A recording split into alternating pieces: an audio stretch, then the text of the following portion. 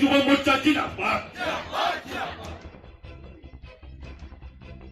লোকসভা ভোটের আগে তৃণমূলে ভাঙন। এবার রায়গঞ্জ পৌরসভার এলাকায় বেশ কয়েকটি ওয়ার্ডের প্রায় শতাধিক যুব তৃণমূলের কর্মীরা যোগ দিলেন বিজেপিতে।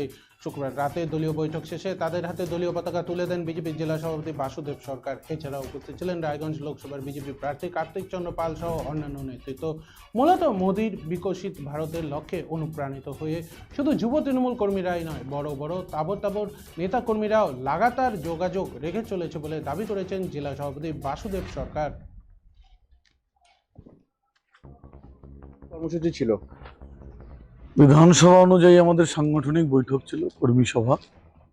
বৈঠকের পর সেই বৈঠক কর্মী সভার পরে তৃণমূলের অপশাসন মোদির গ্যারেন্টি বিকশিত ভারতে উৎসাহিত হয়ে বিকশিত ভারতের যে স্বপ্ন পূরণের লক্ষ্যে আর তারা তৃণমূল ছেড়ে রায়গঞ্জ পৌরসভার 6, 7 এবং 8 এই 3টি ওয়ার্ডের যুব তৃণমূলের শতাধিক যুব তৃণমূল কর্মী আজ ভারতীয় জনতা পার্টি পরিবারে সামিল হলেন।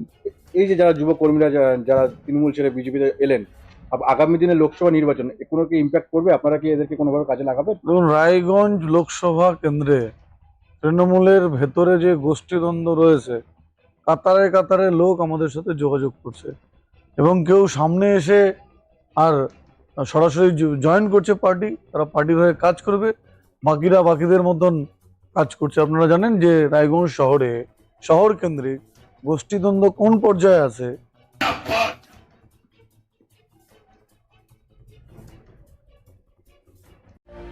রিক্সের জ্যাম, জেলি, আচার এবং আরও অন্যান্য প্রোডাক্ট অনেকদিন থেকেই আপনাদের চাহিদা মিটিয়ে আসছে।